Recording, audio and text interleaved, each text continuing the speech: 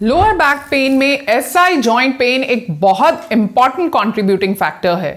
आज के इस वीडियो में हम बात करेंगे एसआई जॉइंट स्ट्रक्चर और फंक्शन के बारे में। हम जानेंगे वो मेन रीजंस जिसकी वजह से आपको एसआई जॉइंट पेन होता है। हम देखेंगे वो स्पेशल टेक्निक्स जिससे हम एसआई जॉइंट को घर पर ही रीअलाइन कर सकते हैं और जानेंगे वो एक्सरसाइजेस जिसकी हेल्प से हमें एसआई जॉइंट पेन में इमीडिएट रिलीफ मिल सकता है। तो आइए शुरू करते हैं। अब सबसे पहले हम समझते हैं एसआई जॉइंट के स्ट्रक्चर को। जैसा आप यहां देख रहे हैं, मेरे हाथ में एक स्पाइन का मॉडल है। तो स्पाइन का जो एंड में एक ट्रायंगुलर बोन है, इसको हम कहते हैं सेक्रम। तो जो सेक्रम है और जो आपकी पेल्विक बोन्स हैं दोनों साइड पे, इसका जो कर्व्ड एंड है इसे हम कहते हैं इलियम। तो सेक्रम और इलियम के बीच में दोनों साइड्स पर जो है सेक्रोइलियाइक जॉइंट फॉर्म होता है। इसे इस तरह से आगे की तरफ भी देख सकते हैं। इस जगह पर दोनों साइड पर स्पाइन के दोनों साइड पर सेक्रोइलियाइक जॉइंट फॉर्म होता है। तो जैसा आप इमेज में देख रहे हैं, इस जॉइंट के ओवरऑल स्ट्रक्चर और पोजीशन से आप समझ सकते हैं कि इस जॉइंट का मेन फंक्शन होता है आपके जो स्पाइन और लोअर लिम्ब के बीच में जो मेजर फोर्सेस होते हैं उनका ट्रांसमिशन। तो ये जॉइंट मेनली शॉक एब्जॉर्बेंट की तरह एक्ट करता है आपके स्पाइन के लिए, और इस जॉइंट का मेन फंक्शन होता है स्टेबिलिटी प्रोवाइड करना। तो स्टेबिलिटी इस एरिया में प्रोवाइड करने के लिए, जैसा आप देख रहे हैं इमेज में, बहुत सारे लिगामेंट्स अवेलेबल होते हैं इस जॉइंट के अराउंड जो इसको स्टेबिलिटी प्रोवाइड करते हैं। और जो दूसरा मेन स्ट्रक्चर है वो है आपके मसल्स, जो आप देख रहे हैं कि यहाँ पर मेनली आपकी ग्लूटियल मसल्स, पेरिफॉर्मिस और कुछ कोर मसल्स होते हैं जो इस जॉइंट को स्टेबिलिटी प्रोवाइड करने में हेल्प करते हैं। तो इन लिगामेंट्स और इन मसल्स की हेल्प से ये जॉइंट एक स्टेबल स्ट्रक्चर की तरह एक्ट करता है, एक शॉक एब्जॉर्बेंट की तरह एक्ट करता है स्पाइन के लिए। इस जॉइंट पर मोबिलिटी या मूवमेंट बहुत कम होता है। यहाँ पर अप्रॉक्सीमेटली 2.5 डिग्रीज का रोटेशन अवेलेबल रहता है या 0.7 mm का ट्रांसलेशन यहाँ पर अवेलेबल रहता है। तो अब हम ये समझेंगे कि कौन से ऐसे मेन रीजन हैं जिससे इस जॉइंट पर आपको पेन हो सकता है। तो अगर हम इमीडिएट रीजंस की बात करें तो किसी कार एक्सीडेंट के बाद या फिर फॉल ऑन बटक की वजह से आपको इस एरिया में, इस जॉइंट में पेन हो सकता है। प्रेगनेंसी एक बहुत कॉमन फैक्टर है जिसकी वजह से आपको एसआई जॉइंट पेन हो सकता है। प्रेगनेंसी में एसआई जॉइंट पेन होने का मेन रीजन है हार्मोनल चेंजेस, जो इस एरिया के लिगामेंट्स को लूज एंड रिलैक्स कर देते हैं, जो आपकी बॉडी को प्रिपेयर करते हैं डिलीवरी के लिए। प्लस जो आपका एब्डोमेन है उस बेबी को कैरी करने की वजह से जो पोजीशन हो जाती है आपके स्पाइन की, एक काफ़ी प्रेशर आ जाता है आपके एसआई जॉइंट पे, आपके स्पाइन पे हाइपर एक्सटेंडेड पोजीशन में रहने की वजह से, तो वो भी इस जॉइंट को इनस्टेबल कर देता है प्रेगनेंसी की कंडीशन में। अब इसके अलावा अगर हम देखें कुछ एक्टिविटीज़ जैसे कि रनिंग या फिर आप कह सकते हैं हैवी वेट लिफ्टिंग, इन एक्टिविटीज़ की वजह से जो हम लॉन्ग टर्म पर करते रहते हैं, जो लिगामेंट्स हैं इस जॉइंट के अराउंड, उनका वियर एंड टियर होता रहता है, जिसकी वजह से इस जॉइंट में एक इंस्टेबिलिटी डेवलप हो जाती है और वो रिजल्ट करता है पेन में इस स्पेसिफिक जॉइंट पर। तो इसके अलावा भी एक इंपॉर्टेंट फैक्टर है, ये तो हमने लिगामेंटस वियर एंड टियर की बात की। अगर हम बात करें तो जो मसल्स, जैसा मैंने आपको ऑलरेडी बताया, जो मसल्स इस जॉइंट को स्टेबिलिटी प्रोवाइड करते हैं, मेनली ग्लूटियल मसल्स, अगर वो मसल्स किसी वजह से वीक हो जाते हैं या कोई स्पेसिफिक मसल उन मसल ग्रुप में से टाइट हो जाता है, तो उसकी वजह से भी इस जॉइंट पर एक इंस्टेबिलिटी क्रिएट हो जाती है, जिसकी वजह से आपको इस एरिया में पेन रहता है। तो ये सारे फैक्टर्स इन टोटल इस एरिया में पेन क्रिएट कर सकते हैं, इंस्टेबिलिटी क्रिएट कर सकते हैं। अब हम ये जानेंगे कि पेन पैटर्न कैसा रहता है जब आपका एसआई जॉइंट इन्वॉल्व होता है। तो अगर आपका एसआई जॉइंट इन्वॉल्व है तो मोस्टली आपका पेन वन साइडेड रहता है, जैसा आप इमेज में देख रहे हैं। जो जस्ट बिलो या लंबर स्पाइन आप पेन को एक्सपीरियंस कर सकते हैं या फील कर सकते हैं, और कुछ कंडीशंस में ये पेन जो है आपके बटक या थाई तक भी रेडिएट करता है।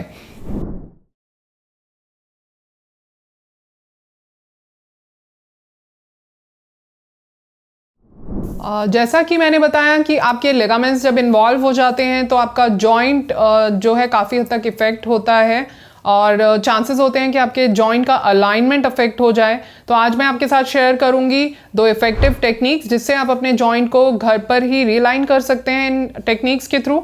उसके लिए आपको इस तरह से सीधा लेटना है। आप एक बेल्ट का यूज़ करेंगे, ध्यान रहे ये स्ट्रेचेबल बेल्ट नहीं चाहिए आपको। तो यहाँ पर आप अपनी एक नॉर्मल बेल्ट का यूज़ कर सकते हैं, उसको आप अच्छे से टाइट करेंगे। इस तरह से आप इस एरिया में थाई पर उसको इस तरह से रखेंगे। अपने नीज को आप बेंड करेंगे, सीधा लेटेंगे, दोनों हाथ आपके रहेंगे साइड्स पर और आप अपने जो आपकी दोनों लेग्स हैं उनको बाहर की तरफ पुश करेंगे बेल्ट पर। जैसे कि आप एक बटरफ्लाई एक्सरसाइज में अपने लेग्स को बाहर की तरफ लेकर जाते हैं, उस तरह से आपका फोर्स रहेगा बेल्ट के ऊपर। इसे आप 5 सेकेंड्स होल्ड करेंगे, जितना मैक्सिमम फोर्स आप यहाँ पर इसको बाहर फोर्स के साथ इसको बाहर पुल कर सकते हैं। पुल करेंगे, इसे 5 सेकेंड्स होल्ड करेंगे और रिलीज करेंगे।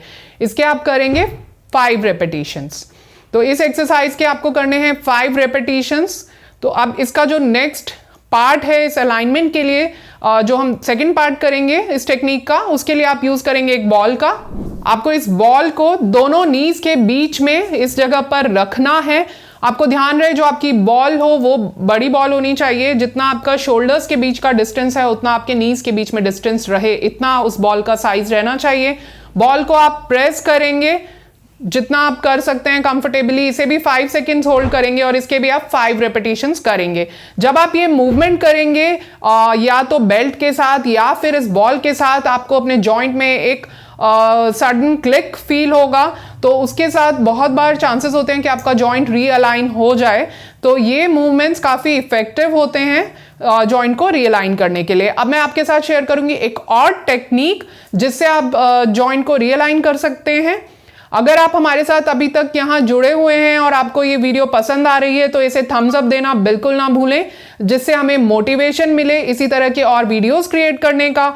और अगर आपने इस चैनल को अब तक सब्सक्राइब नहीं किया है तो प्लीज इसे सब्सक्राइब कर लें, जिससे आने वाले सभी इंफॉर्मेटिव वीडियोस आप तक पहुंचते रहें। तो अब देखते हैं हम दूसरी टेक्निक। उसके लिए आपको इस तरह से जिस साइड में एसआई जॉइंट में आपको पेन है वो साइड ऊपर रहेगा और आपको अपना जो अफेक्टेड साइड है उसी साइड के नी को बेंड करना है इस तरह से, और अपने नी को आप लेग को ऊपर उठाएंगे और आगे की तरफ इस तरह से ड्रॉप करेंगे इस पोजीशन में।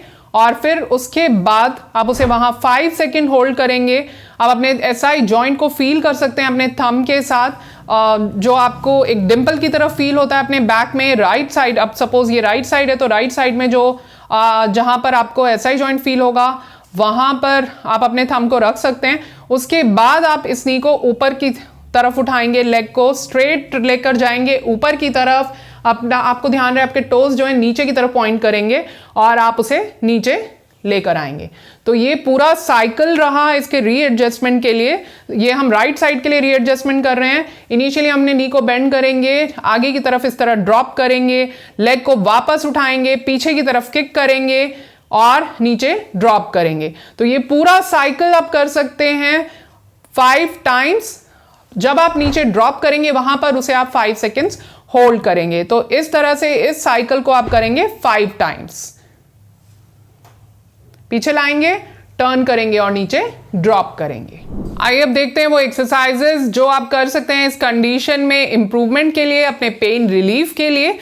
जैसा मैंने बताया ग्लूटियल मसल्स रिस्पॉन्सिबल होते हैं इस जॉइंट की स्टेबिलिटी को इंप्रूव करने के लिए। तो हम करेंगे ग्लूटियल स्ट्रेंथनिंग एक्सरसाइजेस। उसके लिए आपको इस तरह से सीधा लेटना। आप लूप बैंड का यूज करेंगे, उसे अराउंड द थाई इस एरिया में आप रखेंगे।